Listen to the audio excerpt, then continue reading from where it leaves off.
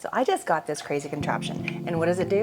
It's a really cool tape dispenser for sublimation. But heck if I could figure out how to put the whole thing together. So if you're in the same boat as me and you just can't quite figure out how to put your tape into your really cool tape dispenser, here's the video for you. I'm Erin Reed of Erin Reed Makes, and I'm a lover of all things creative and crafty. From the arts and crafts to planners to stamping and card making, I love all the things. Not only do I love to make them, but I also love to travel around and find new stores and also new events to share my crafty love. Oh, welcome to my channel.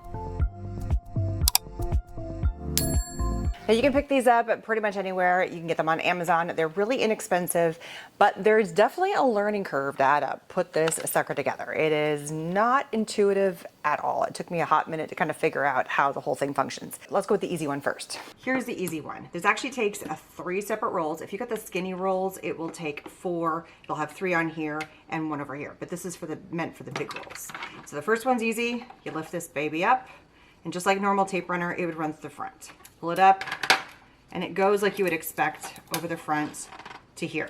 So here's the off and on switch. Right now it's in off, and basically it means the blades are down, so it's safe to touch right here. When it's on, it lifts the blades up. The blades will come at an angle, and that's totally fine. It cuts just beautifully, and just like any other tape dispenser, it cuts.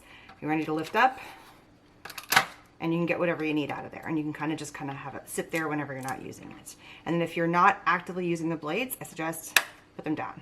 So that's the easy one to put on. It was the other 2 that totally baffled my mind about how to put this whole thing together.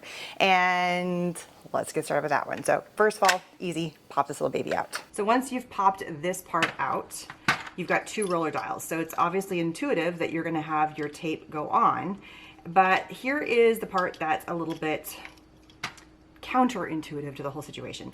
You want to have it, so first of all, you want to have it so that your tape, I'm just going to pop open a section here, is faced the same direction. You got to be smarter than tape and make sure you find it going the right way. So pop open your edge. There we go. There we go. They're both faced the same way. So here we go. Faced not the same way, so I got to flip that. So always good to double check. All right, so as I'm pulling, it's pulling away from me. They're both going the same direction. Yippee! Now, normally you would think, just pop it in like this, you know, and have it go. And you got to be smarter than the machine. There we go. So just pop it in, and you would think, okay, it's just going to go on here. But the problem is the dial goes that way. It doesn't want to turn the other direction. And there's little knobs on here. It actually shows you with a little finger which direction to turn. So it just doesn't make sense until you go, oh, it's supposed to go under. So first, tape sticky side up. I'm only going to show this with one tape runner or one piece of tape because it just gets too confusing with both. This does pop in and lock into place, and it pops out really easily. So you're going to want to have this go in, pop in, and you're going to want to have the tape catch under one of these little flappy things right there. Can you guys see that? It's like right underneath there. All right, I'm going to go ahead and attach the other one, but they're going to get attached in the same spot underneath the flap. So it's like attached right in here.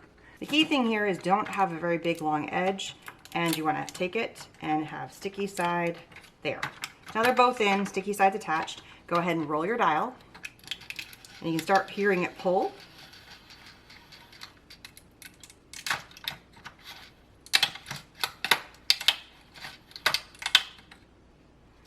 And the first few are not going to do a very good job. They're going to get kind of mussed up and messed up. But there you go. That's what it's supposed to do. Pull off individual pieces. For whatever reason, my one side did not want to stick very well, so I'm going to keep rolling this. And I think it's getting caught. And the mechanism here, here it is. Let's try this. It's getting caught in here. You can actually see the mechanism. It's pulling the tape.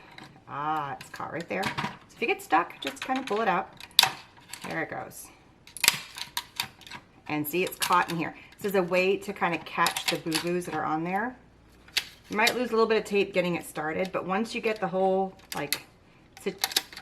system running, you don't want to turn the dial unless you're actually pulling the tape off. But here's the good news. You can take some of your tape, if you have extra, if you're trying to fix one side because it's just acting stupid, or you end up having a really long piece while you're trying to get things organized, just pop it on the side until you get your runner completely mess-free, until you get it all figured out. So I'm going to take another couple and just pop it off to the side. These are all usable, and I will be using them. There we go. And then you can see, here's the blade. So it's cutting the blades every time. Easy peasy. So hopefully I have helped you figure out how to put this thing together. And if you've never seen one of these, it is a lifesaver if you are doing sublimation. You have to use a special heat tape. That way it doesn't ruin your projects. And this guy is perfect for giving you the exact right amount of tape that you need for all your sublimation projects. So I put all the links down below, so check them out. And there you go. Easy peasy. Bye, everybody.